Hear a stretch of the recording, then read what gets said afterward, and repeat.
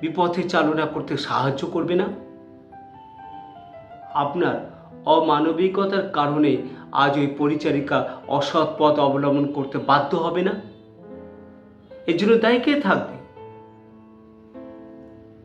আমরা অপরাধ সমর্থন করি না, অপরাধ করাটাও ঠিক নয়, কিন্তু এই সমাজ পরোক্ষভাবে এই সব মানুষগুলোকে অপরাধী বানাতে সাহায্য করে। সমাজকে বিপথে চালিত করতে এই তথাকথিত ধনী লোকদের অবদানটা কম থাকে না।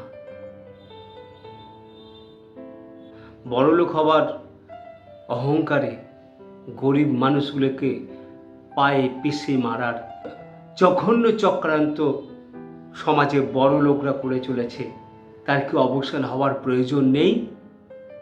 গরিবদের উপরে এই ধরনের আচরণ বন্ধ হওয়া প্রয়োজন আছে। সৃষ্টিকর্তার কাছে একটাই প্রশ্ন জাগে, সবাইকে যখন সমানভাবে একই রক্ত মাংস দিয়ে গড়ে তুলেছ, তাহলে ভাগ্যটা কেন সমান করলে না? কেন একজন উপরে একজন নিচে থাকবে? তার শরীরে যে রক্ত আছে, যে মাংস আছে, যে চিন্তা আছে, ভাবনা আছে, আমার মধ্যেও তো তাই আছে। তাহলে কেন আমি গরিব হয়ে থাকবো?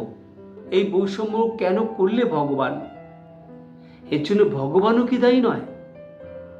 তাহলে ভাগ্যটা কেন সবার সমান হলো না? কেন আমরা এই পৃথিবীতে সোনার রাজত্বে সবাই রাজা হয়ে থাকতে পারবো না? এই প্রশ্নটা থেকেই গেল। কেন সবাই সমানভাবে মাথা উঁচু করে বাঁচতে পারবে না? এই প্রশ্নটা থেকেই গেল। নমস্কার, ভালো থাকবেন বন্ধুরা। যদি আমার এই ভিডিও ভালো লাগে তাহলে লাইক, শেয়ার, কমেন্টস অবশ্যই করবেন, আর সাবস্ক্রাইব করতে ভুলবেন না। নমস্কার, ভালো থাকবেন।